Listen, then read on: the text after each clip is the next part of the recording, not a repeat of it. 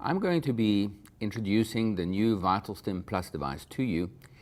VitalStim Plus is a major improvement over the device that we are used to, the VitalStim device. It is still a handheld device, but we have added features that we feel the clinical professionals are going to be very happy with. So let me introduce them to you, highlight what is the same and what is different from what you're familiar with.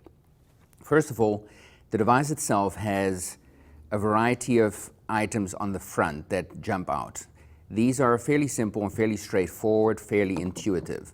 There is the on-off button right here, with which you turn the device on and off, obviously. Then there's the home button. Pressing that button will bring the software back to the home screen that you see displayed here at the moment. There's the start-pause button. The start-pause button will initiate the treatment, but also interrupt it whenever needed because of patient adjustment, electrode adjustment, whatever. Pressing it again will then initiate the treatment after having paused it. Pressing the stop button stops the treatment altogether. It's important to recognize the difference between a pause and a stop. The unit has a feature of data collection. The data that gets recorded and analyzed and reported on afterwards is only that data during which the machine is not in pause and only after start has been pressed. So it is the active treatment time between start and stop, excluding the paused moments in between. Then there's the return button on the screen, which will take you back one screen. Then there's the folder button right here, which takes you to the ancillary items on the device that will assist both patient and clinician in doing the treatment right. For example, anatomy pictures, videos, etc. And I'll show you an example of that in a moment. Down here are the intensity buttons, increase and decrease intensity. One thing that jumps out immediately is that there are 4 channels, as opposed to the standard 2 channels that exist on the VitalStim handheld device. The reason for additional channels is because of a scenario that has been encountered many times by clinicians, and that is, for example, needing to place 2 electrodes on both sides of the face in order to facilitate the oropharyngeal sling, and a set of electrodes down here in the throat over the thyrohyoid muscle, for example, in order to facilitate thyrohyoid approximation. The combo requires 3 pairs of electrodes. Well, previously with the device that we have, that was not possible. Now that is possible. And I'll show you a couple of other examples where that comes in really handy. Another thing that is visible here is that each channel has a unique color code. The color corresponds to the color of the lead wire and corresponds to the color of the port where you connect the lead wire to the device. This is useful because sometimes when the patient is all wrapped up, you're not too sure which channel you're dealing with, so the color coding assists somewhat in that. Then here on the side of the device, there is a unique little port that holds a micro SD card. The micro SD card is in order to, number 1, upgrade the device when an upgrade is available, and number 2, capture patient information if you wish to save that data, that treatment data. On the other side of the device, on the back of the device, you will see a volume, a speaker port.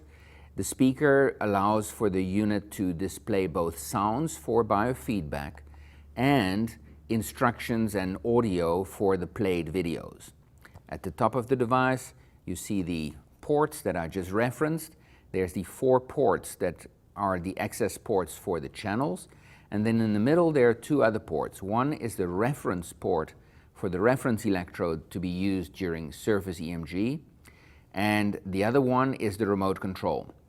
With the remote control, you can activate a feature that, again, is not present on the handheld. It's a more timed intervention for the patient to swallow when the stimulation is on and then manually interrupt the stimulation when the swallow is not being trained. So that's more or less what we've got in terms of hardware of the device. Let's turn it on and see what's going on inside of the device. We've got a stylus right here with which you can operate the software, or you can use your finger. It is a pressure-sensitive screen, so the nail works slightly better than the pad of the finger, but both of them will work. The stylus works the best. There's a little port on the side of this stand here that will hold it. And there's a soft area and a hard area. Both will work on the screen. The soft area will avoid it, obviously, from scratching. You will see here the standard VitalStim name. When pressing on VitalStim, it activates the VitalStim mode, which is exactly what the handheld VitalStim device delivers today. The same parameters, the same phase duration, the same everything, the same duty cycle, and the same time at which it starts, 60 minutes. The one thing that is different on here is that you can change this time. By pressing on 60 minutes, you can actually decrease or increase the time. So on the regular VitalStim device, it's only 60 minutes and that's it. Here you can edit that. Once you're happy with the selection, just press the check mark and you're done. The other features here, which probably most clinicians will use once every now and then, but not very often, is the top one, electrode placements. You will find here the standard electrode placements that are taught during the course, and it can be a useful refresher for the clinician that needs it. Pressing the back button will take you back a screen and you can explore all the various placements this way. So I'm going to press the back button twice or once in order to get back to this screen. Now at this point I'm ready to start treatment. All I need to do is select the channels with which I'm going to work and then increase the intensity exactly the same way as I would have on a standard VitalStim device. So that is it for VitalStim. Very basic, very straightforward. If I were to increase now, the stimulation would start and I would hit start, pause. Eventually the machine would start recording the treatment session, how much intensity is delivered, how long it is delivered for, and what protocol was used. After running out the time, it would then summarize all the treatment, or I hit pause and then the treatment is stopped. Okay, so enough of that for the basic VitalStim approach. One of the better features, advanced features of VitalStim Plus is the ability to change the parameters on the VitalStim waveform. You might, for example, want to deal with a patient or have to deal with a patient who is a little bit hyperactive, hypersensitive, and freaking out a bit at the current intensity.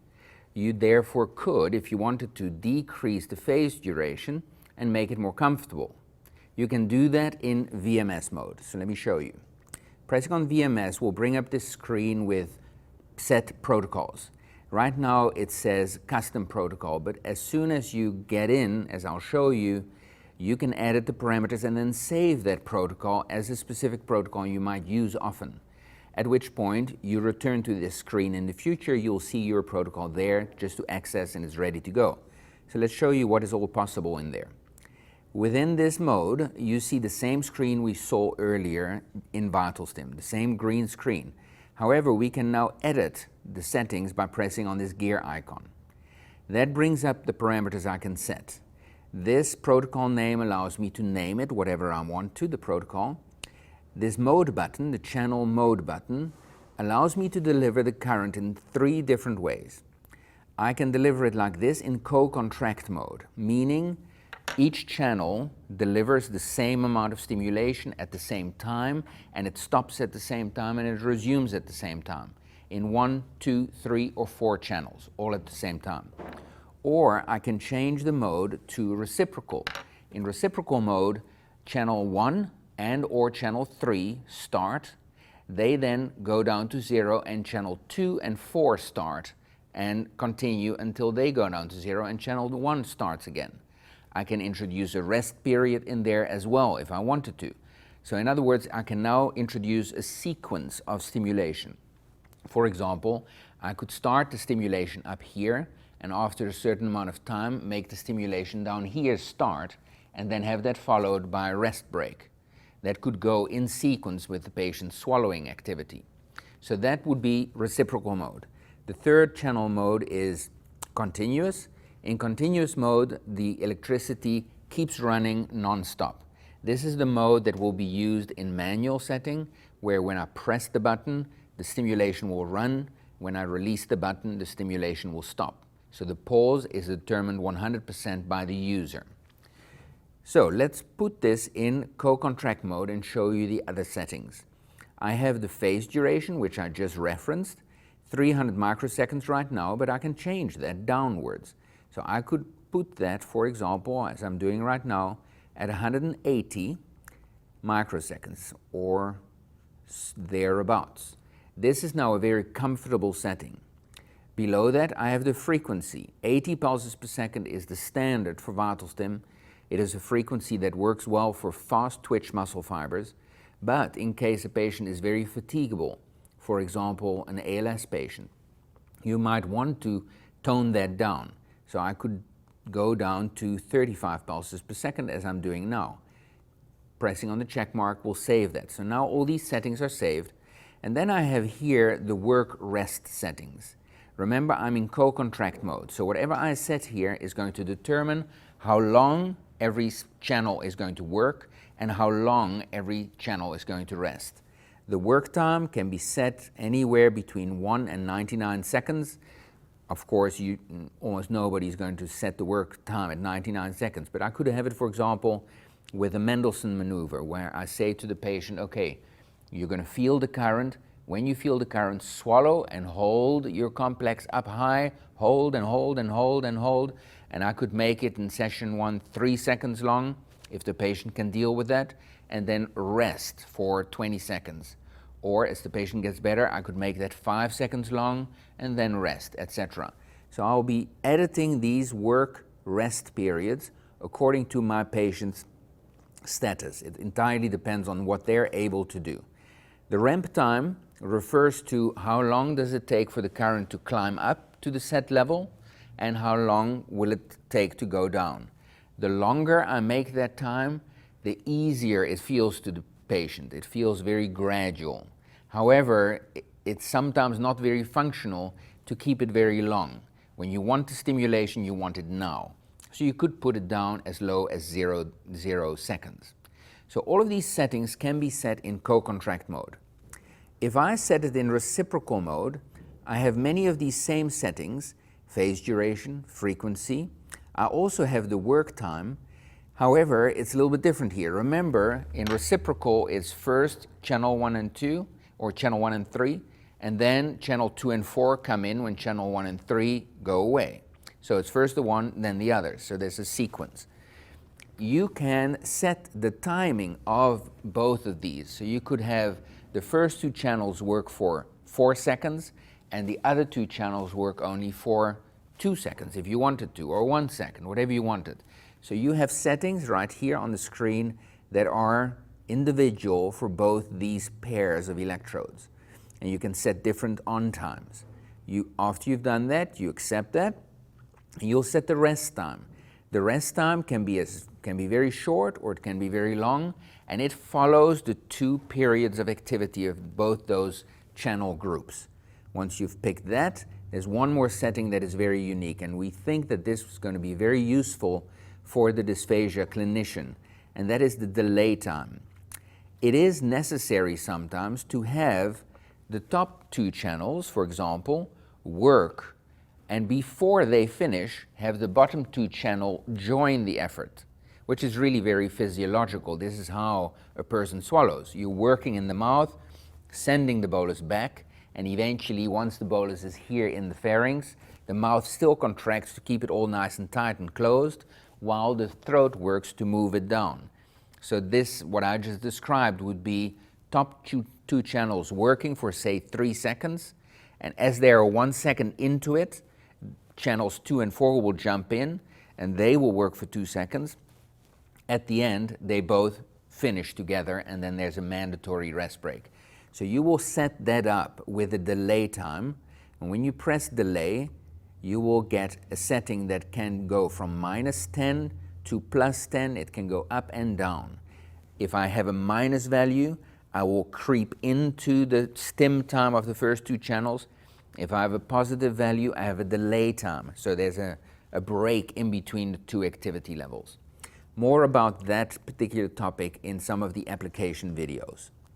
So that is for reciprocal, and then in continuous, of course, you have none of these rest work periods to set because it's just that, it's continuous. Okay, so that is VMS. The other two features on the device are surface EMG biofeedback just by itself and surface EMG triggered stimulation. Many of the features we just discussed will come back in this. One of the most powerful features probably of this device is just biofeedback. Surface EMG biofeedback is the concept where electrodes on the skin over the muscles that are needing to be monitored are capturing the electrical activity of those muscles. The electrical activity is displayed on the screen as a little line or as a bar, and that activity becomes feedback for the patient to give an indication of how hard he's working. The clinician, of course, can then tell the patient, "You're not working hard enough, come on, work harder."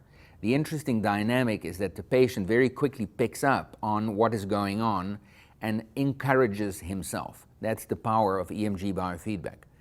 To get there, you press EMG and you select either channel 1 or channel 2 or both. You can work with either one. You will hear a little noise. The noise is an indication to the patient how far he is from the goal, so how hard he must work. You can set that volume at a different level. You can set it very soft like it is now, or you can make it go away altogether. For now, for the sake of this video, I'll make it go away so that it's not in the way.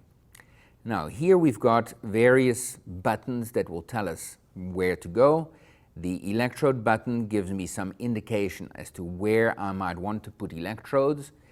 There's always going to be, in EMG biofeedback, a reference electrode, a third electrode. If you remember, there is at the top the channel buttons that allow, or the channel ports that allow the lead wires to be connected, and there's a reference electrode. The reference electrode is required by the machine in order to be able to capture the right signal without noise. It filters out the noise. So always remember, you'll have the two electrodes over the muscle that you're interested in, and then you'll have a reference electrode somewhere else.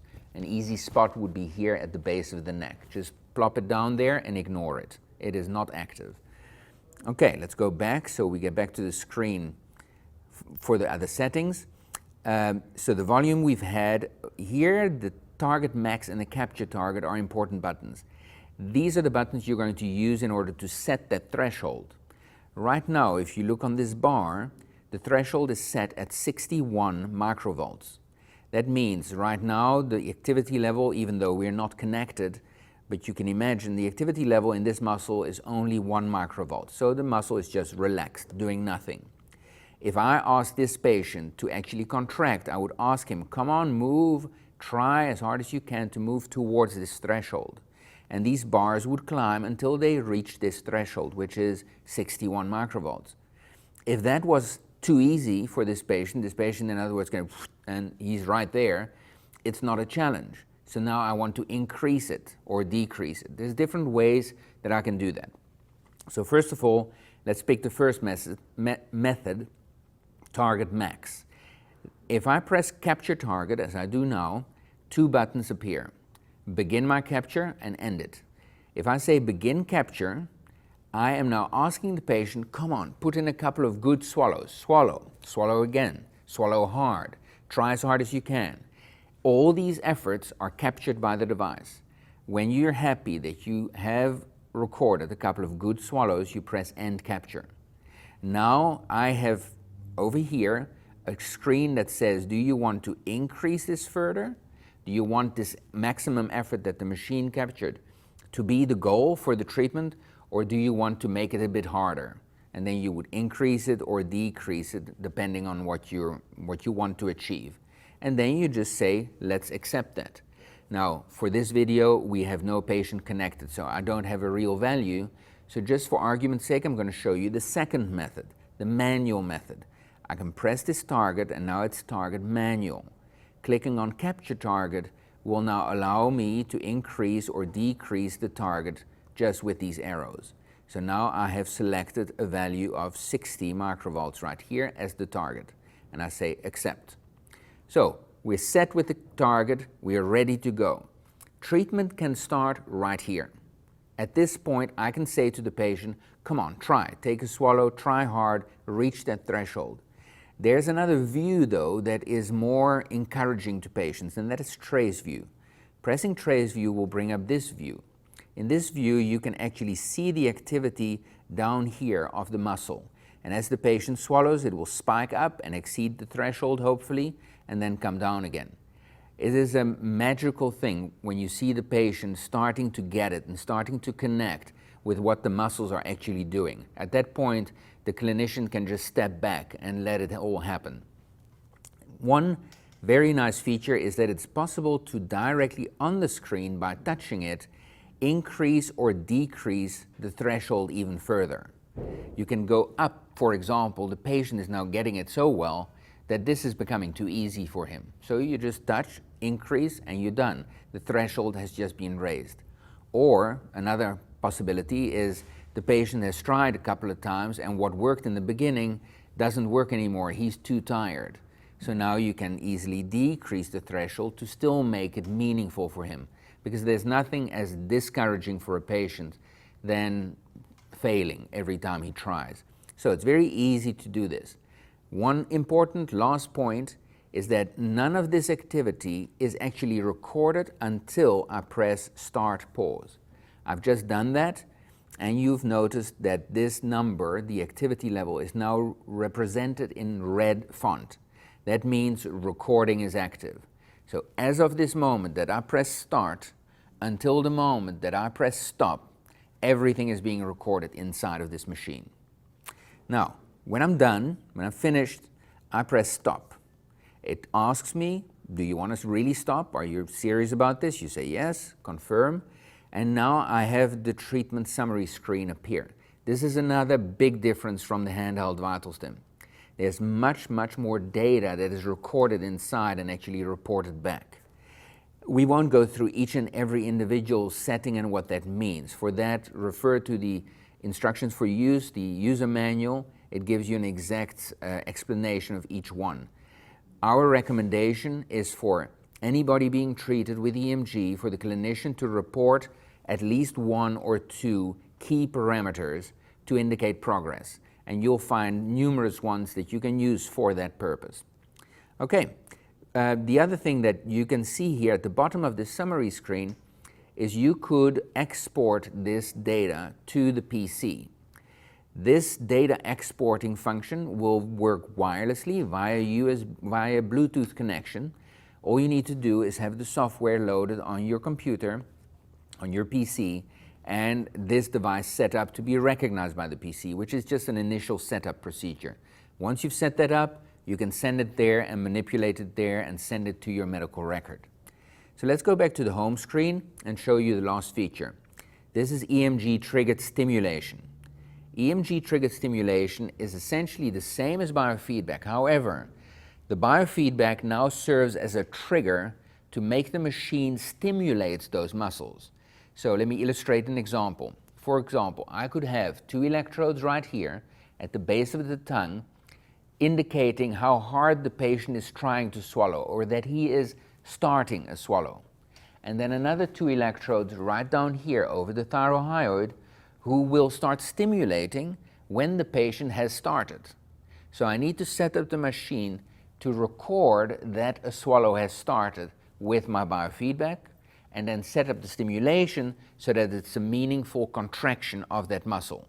This is the same description or the same setup that was done in a study by Lee Laminate, published in 2002. Very effective, very impactful treatment setup. So for that, to set it up like that, I'll illustrate it. Press on the gear icon. I select my channel 1, which, let's imagine, is channel right here on the base of the tongue. I will select my target to be maximal again, and I will capture the target until I have a reasonable target. Right now, I'm not going to go through these steps because they are the same as what we've just done. My added step now is to start editing the stim part. When I press that button, it suggests or offers me to set a phase duration and a frequency, ramp time, amount of stimulation time, when it starts stimulating, how long, so let's leave that at 2 seconds, and then a mandatory relaxation time in which the stimulation will not get triggered. Then I press start. and it asks me, okay, go ahead, increase the intensity in the channels. I now, since channel 1 is my triggering channel, channel 2 is going to be my stimulation channel on my thyroid. I will increase the intensity up until I get a contraction and then press start. At that point, the machine will just guide the user through the process, indicating, okay, now relax with a big relax button. Now put in an effort, try and swallow. And when the trigger has been reached, the machine will say, come on, hold, hold, hold, and eventually relax. This whole setting, or this whole setup, is a very effective way of helping patients with swallowing disorders, especially stroke patients, to help them initiate the swallow. People with cortical strokes often have trouble initiating things. This helps them to make those neural connections again. So quickly, 2 last features is the data feature. In this data section is where you can access previously stored data. That would be data that's stored on this card right here on the side that I pointed out earlier. We don't have a card inserted now, so we won't do that. But here in the resources section, you have a section with videos, and in those videos are 4 commonly used exercises that you can use to teach your patient how to do a certain exercise, like the Masako or the Mendelssohn. Or if I go back, I have the anatomical library, and the anatomical library shows me a whole number of images based on anatomy, pathology, or treatment. Patient education becomes much easier when I do that. So now I've clicked on anatomy, and let's say I want to show this patient his or her brainstem, and it pulls up an image, an anatomical image, where I can point to the brainstem and I can indicate what may have gone wrong with this patient. And that is it. And we hope you enjoyed this tutorial on the new features of the VitalStim Plus. Thank you.